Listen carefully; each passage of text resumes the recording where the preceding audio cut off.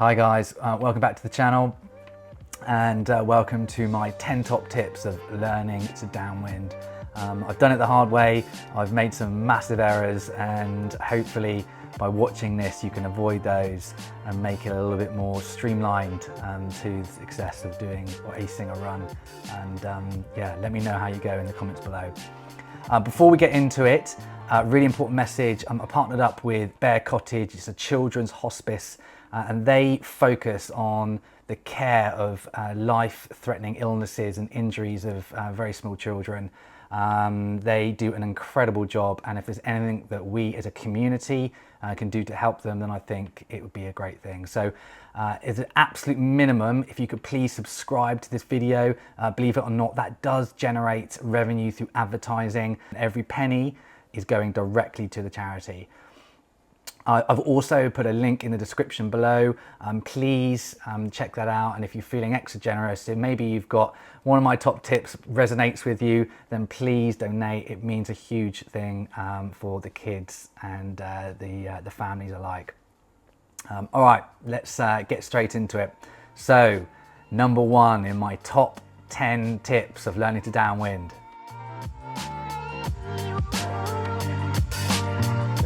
All right, let's talk about board selection. So look, this is so important to get right, and I made some major errors in the learning process. So first of all, look, you've got to understand that boards are expensive. I know this is going to be an outlay, but the upside of that is that they are very versatile. It's a really useful bit of kit to have in your arsenal. So I wing mine, I downwind it, I paddle into waves, I even prone my downwind board.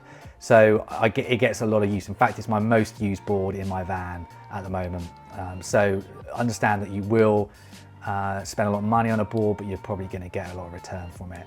And yes, I absolutely understand that it'll probably mean buying a board that's right for you right now and then selling it later on. And trust me, it's better to do that than struggle on something that's not right for you.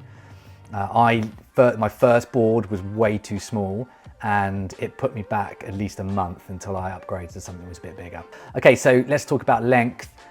Look, I think boards should be for downwinding in the region of around 8 foot to about 7'2", something in that region there. It's a pretty wide span there, but when you're learning, you're going to mostly be in wind-blown swell or bumps as opposed to actual ground swell. And the reason for that is most people will learn in a controlled environment like a lake or a bay, and the bumps are really close together. So if you have a board that's more than 8 foot, you're going to struggle to fit into those bumps. The disadvantage of having a shorter board is that generally they're slower in the displacement mode, i.e. harder to paddle up.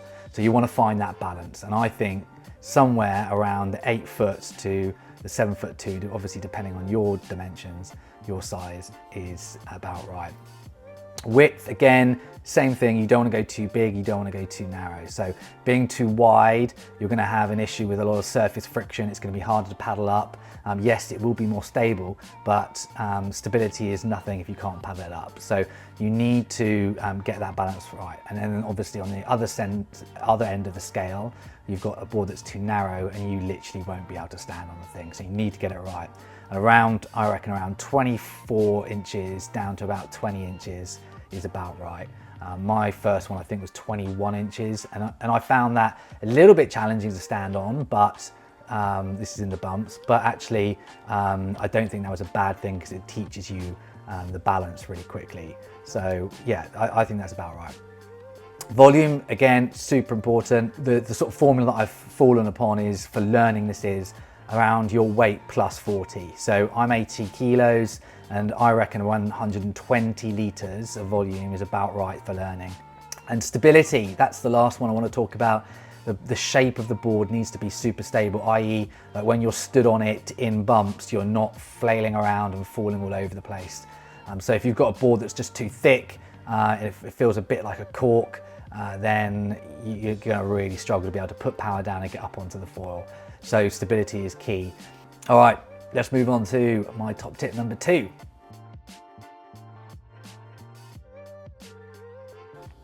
All right, point number 2 is the foil itself, the all important. This is the thing that's actually going to get you downwinding, so we need to talk about it. So when you start, you want to go big and you want to go efficient. And what I mean by that is think along the lines of something like the new generation of pump foils. Those things have a really good low end, but yet they're really efficient, which is the best of both worlds. The foil that really resonated with me, and it's the one that got me flat water paddling up, was the Armstrong APF. That thing is amazing. If you put a quick tail on the back of it, it keeps up with big rolling swells. But yet, if you put a slightly bigger tail with more lift on the back, you can flat water paddle that thing up in with no effort whatsoever. It's a really good foil. All right, here is an example of paddling up the Armstrong APF, 1675.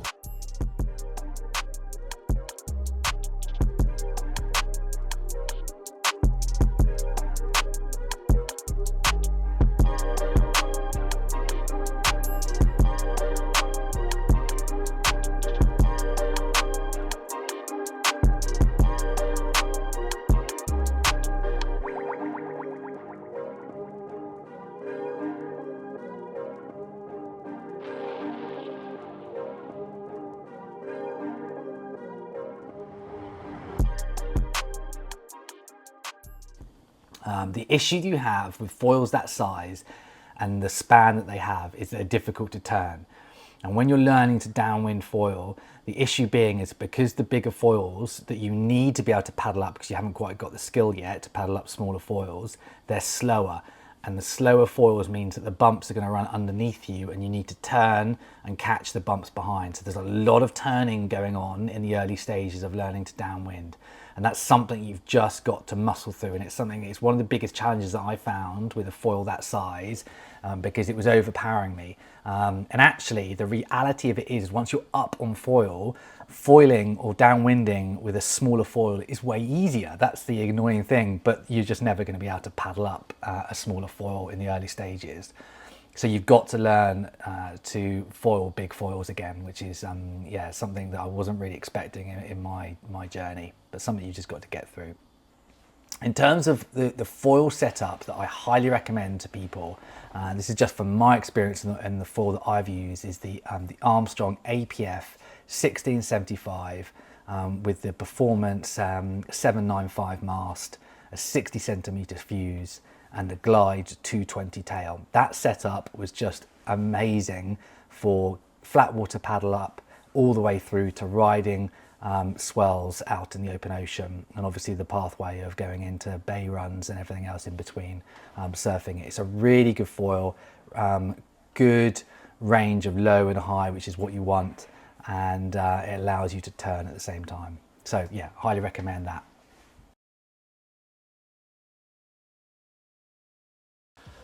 Okay, point number 3 in my learning to downwind paddle journey was the actual paddle itself. So yeah, I started off with experimenting with blade size. So my first paddle was a really small one. It was about 72 inches squared. I then went to the other end of the scale and went massive. It was like 105.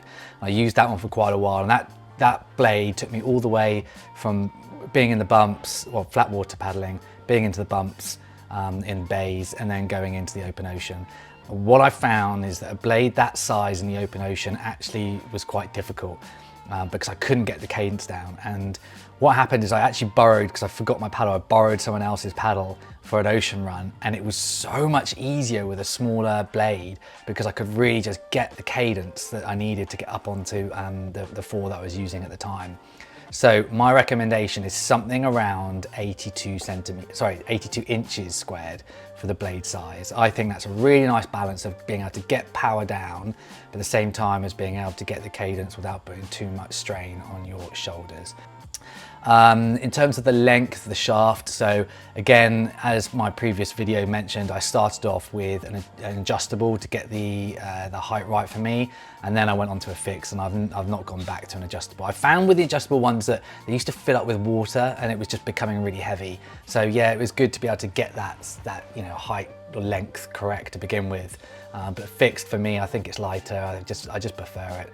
you know, each their own, but in terms of how long it is, like I have it directly up to my forehead, and I find that that's really comfortable for me. I can still paddle that really nicely when I'm on the foil, but I can still get, you know, enough of the blade down when I'm in displacement mode as well. So yeah, that works really well.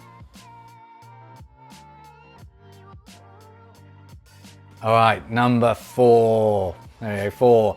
We're going to talk about Flatwater Paddle Ups. So yeah, interestingly, I talked about this in my video. My opinion has changed in my journey. So I said in my first video that it's a bit of a party trick. You know, don't spend too much time. And actually, I do agree with that in the early stages. I think don't get fixated on trying to flatwater paddle up in the early stages. I think it's important to learn to paddle straight. I think it's important to engage the foil and just get that bouncing, and then move on to the next stage, which is going into bays and actually doing downwind runs and getting the balance in the bumps. But the change has been that, and recently, is that I've gone back to the lake and doing flatwater paddle ups because I was finding my technique was falling apart. So every time I was getting into with smaller foils, my techniques needs to get better to be able to get up onto foil. So actually spending time learning to flatwater paddle up, I think, is really important. Point number 5, we're halfway there. Okay, so bay runs are the most important part of the learning process. Do not skip this because it teaches you to read the bumps. It is a really controlled environment. The bumps are aligned, there are no swells in opposite directions. You don't really have to check the conditions. It just needs to be honkingly windy. And it really, the windier it is, the better the bumps are. So spend some time doing that. And I still go back and do it now and I really enjoy it. And it's so much easier if you go into the bay runs. You know, you can get up straight away, you're not off balance. It's just a really good training environment. So I highly recommend it. All right, so I'm just about to do a bay run in my local bay run. We've got a southerly going on here at Botany Bay in Sydney. I'm going with the 1180 HA, and because it's a bay run, I want it to be nice and slow, so I want to get something that's got a bit more lift, a bit more slower to match the energy of the bumps, which is the key to it. I'm going with the Glide 220. Yeah, so as predicted, the bumps just get better and better as you come back, as you go further down, bigger fetch. You can start to lower the heart rate and actually ride the swells. I ride at the top, the bumps are really small. It's a bit of a pump fest, but you can sort of relax and enjoy it towards the end. It's really good. Controlled environment, worst case scenario, paddle back in again. Nothing to worry about. What an amazing way to end the day. Sun's going down. Bumps are good. Love bay run. So good.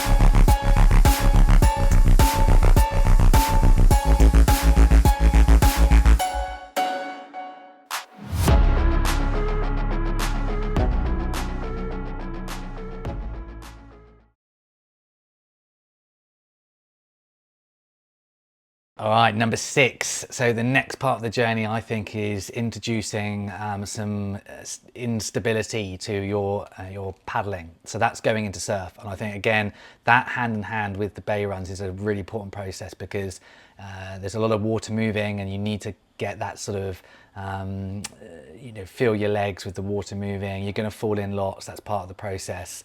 But paddling into waves, and pumping around and catching them and doing loops like that is really important.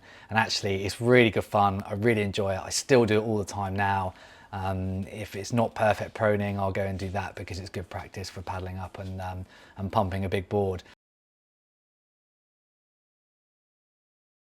Okay, top tip number 7, the actual ocean run itself. Okay, so this can be pretty daunting, and the key to it is to Obviously do it with a group of other people or a good mate of yours, then you know that is going to be looking out for you. But have escape options and understand that it's going to be a long process and it's completely okay to paddle the entire length. And trust me, I have done that on several occasions, not even getting up onto foil once and just paddling the whole way in the open ocean. But what I would highly recommend is you choose a section that you have an escape route all the way through. And what I mean by that is that you've got a beach that you can paddle home to, you know, that's paralleling your line, that doesn't have a huge shore dump, or, you know, there's not a cliff line there. Just you've always got that ability to go, right, I'm absolutely done, let's paddle in again. So that would be my biggest bit of advice for your first couple of ocean runs. Okay, point number 8 is all about the conditions. It's so important that you get the right conditions for doing an ocean run, and don't be swayed by other people that have got more experience than you. And what I mean by that is that you want to have a moderate wind. It doesn't want to be nuking like you do want in the bay runs. It needs to be somewhere around 20 knots is perfect. But you want to have the swell aligned or just slightly off from the direction of the wind. If you start going out with a 90-degree swell, or indeed a swell that's, I'm talking about ground swells, that is in opposite direction, you're going to make it really hard for yourself. So I would recommend just cherry picking the conditions in the early stages. Get advice of other people that have done it before, and make sure you just say no to runs that aren't perfect for that day.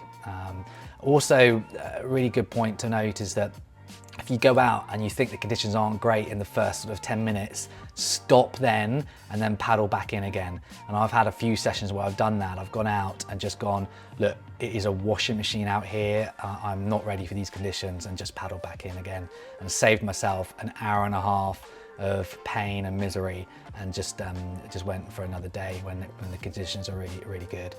The difference between a good condition day and a bad condition day is all the difference between having a smile on your face and wanting to give up the sport. I promise you, I've done it enough times. So yeah, cherry pick in the early stages.